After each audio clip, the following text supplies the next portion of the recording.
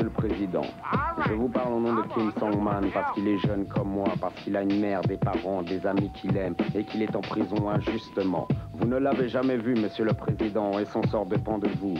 C'est pourquoi je vous parle. Il n'a pas grandi dans la violence ni la haine, Kim Song-man, mais dans l'amour de ses frères humains et dans la quête de la justice. Sa famille est chrétienne, pas seulement de tradition, mais de cœur. Il a milité au sein des étudiants chrétiens.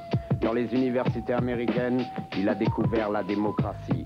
Il a lui-même défini son credo ici-bas. Je suis quelqu'un qui souhaite l'indépendance de notre pays et la démocratie. Je pense que cet idéal peut être réalisé dans un pays socialiste.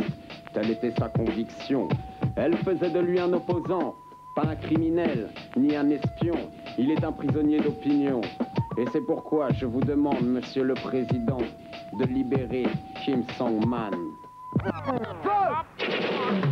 Kim Song-man, au nom de Kim Song-man. Kim Song-man, au nom de Kim Song-man. En Corée du Sud, y a pas de liberté d'expression. Et ça n'est pas bon, ça n'est pas bon. Et quand tu dis que tu penses, ils te mettent en prison. Et ça n'est pas bon, ça n'est pas bon. Parce que Kim Song-man, au nom de Kim Song-man. On vous parle au nom de Kim Song-man. Si je vous cause, c'est pour une noble cause. Sortir Kim Song-man de prison, sa seule infraction, délit d'opinion, torturé. Il finit par dire qu'il est espion. La question que je pose touche un point critique. Que valent des aveux arrachés par la souffrance physique? À loi d'exception, tribunal d'exception. Deux inconséquences qui ne font pas exception. Puis ont suivi des centaines de nuits d'agonie. De condamner à mort, on veut l'emprisonner à vie. Pour la souffrance injuste et la torture. Pour l'attente car la douleur des siens dure. Je vous demande au nom de l'humanité de libérer Kim Song-man.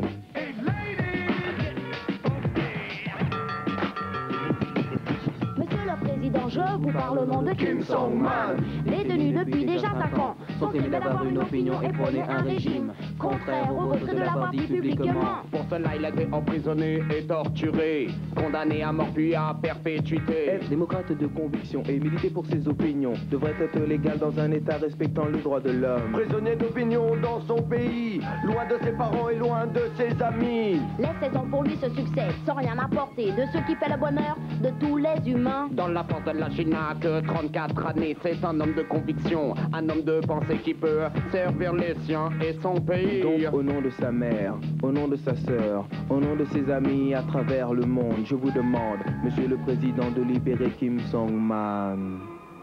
Libère